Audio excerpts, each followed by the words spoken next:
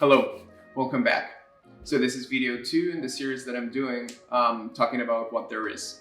In the first video, I talked about a way of understanding what we call reality or existence, and a way to, to properly explain something that goes by unnoticed for the most part, which is the fact that if you think about it, if you take the time and pay attention to it, when you try to explain any single object that there is in the world, you find yourself inevitably explaining everything else.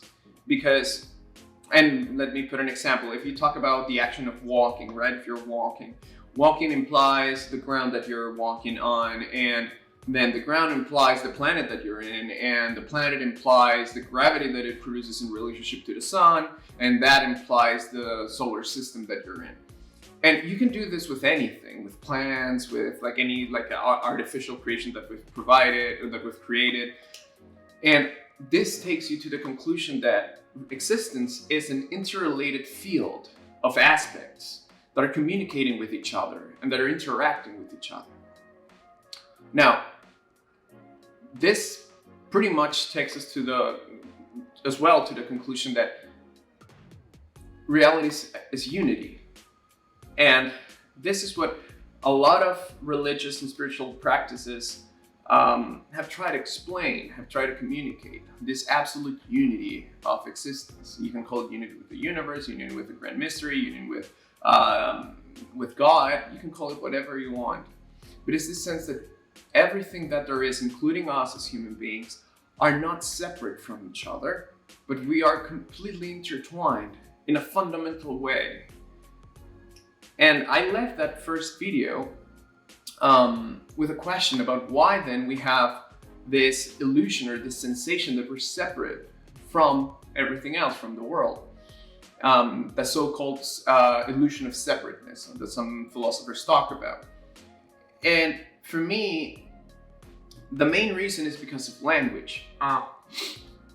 When you think about what language is, I like to call it technology. And this is because it revolutionized the way that human beings interacted with what is called the immanent reality, the direct experience reality that has no filter between what you are experiencing and what is being experienced.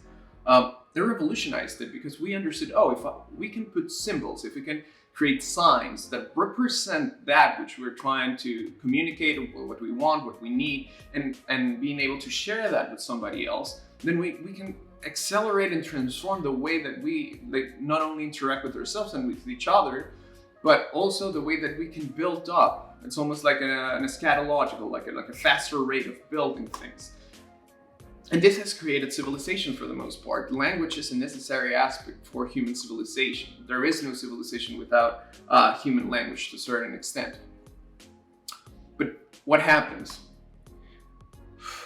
Throughout history, the more we created concepts and the more we created definitions about specific aspects of this united field, the more we started to lose our connection with the immanent reality, with what there actually is. And the more we started to see things for the definitions for the definitions that we've used in order to be able to grasp them and define it at a deeper level. So if you think about it, language now, I call it an informational grid, meaning it's almost like a blanket that you just throw on top of reality. And once it's there, it's almost impossible to see the world for what it is. And instead we see it for how we think about it. And a good example would be how I'm stealing this from Soren Kierkegaard. He was a philosopher that basically he coined the phrase, if you name me, you negate me, which basically says if you define me through words, you're also negating all the other possibilities of what that physical phenomena outside of language is. So, I don't know, like a table used in a different way can be a musical instrument. The stool that I'm sitting on, if it has a hole, like underneath, if I turn it upside down and I put a plastic bag on it, I can use it as a trash can. But language tricks us into limiting the object or the phenomena that we see into just the exact definition that has been given to it, granted to it. And this is not a bad thing whatsoever, because that's what allows us to have an organized experience of reality. Imagine if we start using a refrigerator as a musical instrument. That would be kind of crazy, though I'm pretty sure that somebody on YouTube has already done it.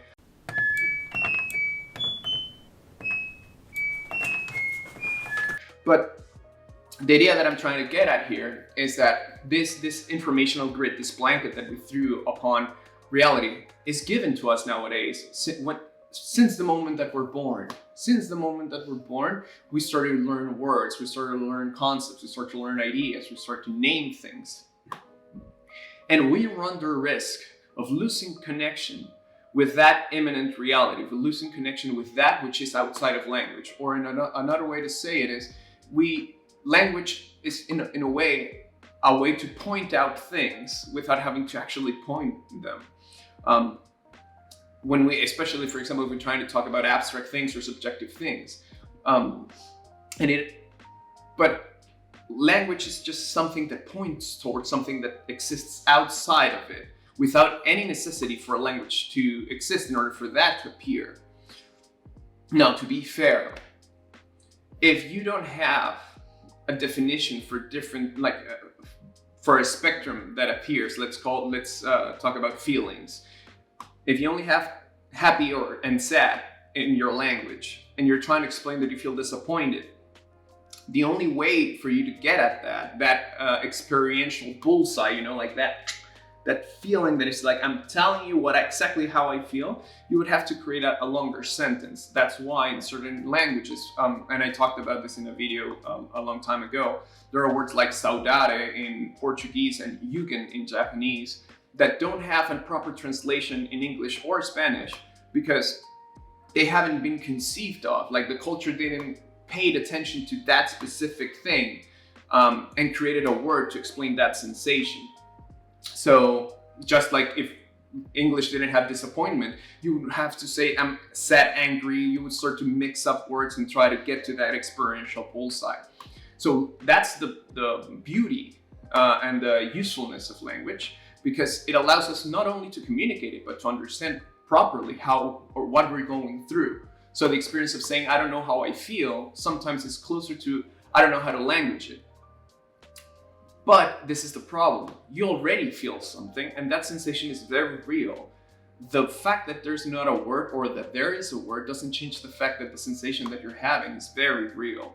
And that, yet again, the reality that exists outside of language is the point, at least in my personal perspective. Like, there's a risk of losing ourselves in this chopped up version of the world that is basically all these ideas, all these concepts, all this informational grid that we've created, and being almost blind to what's outside of it. And we cannot see when, let's say, a green leaf from a tree, it's just a green leaf, and you almost downgrade the experience, the complexity, the tones, the colors, the shape, the form of that green leaf into just that abstraction. It's almost like you're compressing the phenomenon that is happening into just this like simplistic, cartoonish version of itself. So that's why language is so powerful and so dangerous. It can make us believe things that are not there or that don't exist, but at the same time, it can make us understand better what's going on in reality. And this is where I go a little bit mystical. There's a reason why the idea of spell casting, the idea of magic, was not about like the Harry Potter kind of like throwing thunders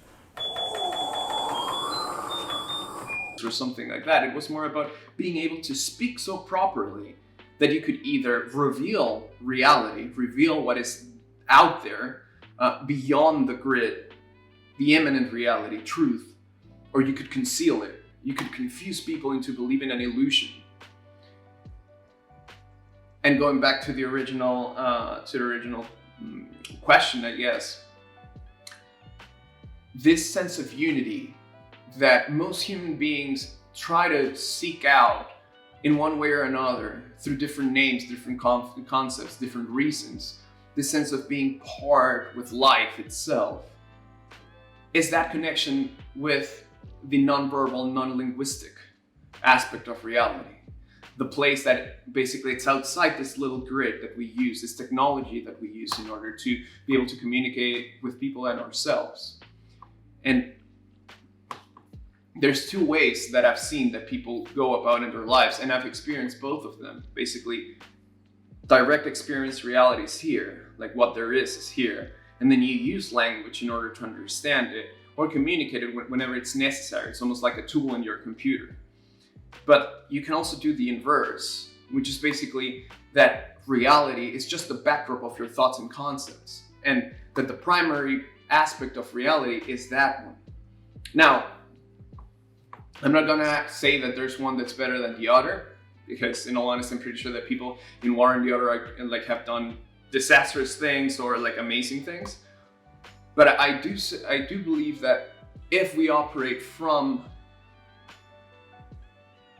the knowledge that the direct experience reality is the primary source of life, that is not disconnected or disjointed, that language is not more powerful than what there is, that you cannot transform in Spanish it's transgiversar, kind of twist reality with language past a certain point, then you'll have a ground of silent clarity.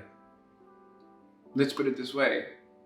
After a certain point, if you shut off language and you maintain yourself in silence, things sometimes become clearer.